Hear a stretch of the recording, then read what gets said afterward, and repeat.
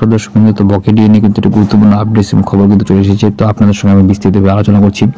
তো আজ কিন্তু এই আনন্দ খবর শুনে আপনারা দেখতে পাচ্ছেন যে ডি ইস্যুতে নবান্ন কর্মসূচিতে উত্তেজনা, পুলিশের সঙ্গে বচসা, কি নির্দেশ কোর্টের।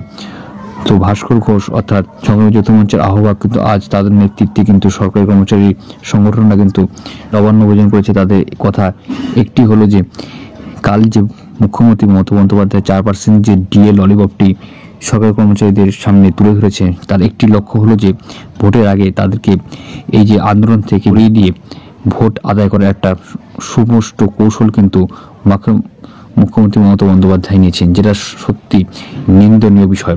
তো সেই আন্দোলন এবং কেন্দ্রের সঙ্গে রাজ্যে বর্তমানে যে 36% ডিএ বাকি আছে, তো তার দাবি আদায় করার জন্য কিন্তু আজ ভাস্কর ঘোষ কিন্তু নবান্ন অভিযান করেছেন এবং সরকারি কর্মচারী সংগঠনরা কিন্তু আজ তুমুলভাবে কিন্তু পুলিশের সঙ্গে কিন্তু বচসা বেঁধে যায়।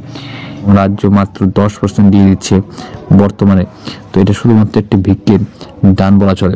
আজ আন্দোলনের সঙ্গে সঙ্গে কিন্তু পুলিশের কিন্তু সঙ্গে আন্দোলনকারীদের খণ্ডযুদ্ধ বাদে এবং বচসাও কিন্তু বাদে। আজ সরকারি কর্মচারী সংগঠন কিন্তু যথেষ্ট বড়সড়ভাবে আন্দোলন কিন্তু করেছে। আপনারা স্পষ্টভাবে এই ছবিগুলিতে দেখতে পাচ্ছেন। এবং কলকাতা হাইকোর্টের তরফ থেকে কিন্তু একটি নির্দেশ দেওয়া হয়েছে ডিভিশন বেঞ্চে, যে বর্তমানে কিন্তু উৎসবের মৌসুম আছে, তাই এই আন্দোলনকে কাল বিকেল 4টার মধ্যে কিন্তু শেষ করার দিয়ে দিয়েছেন ডিভিশন বেঞ্চের বিচারপতি।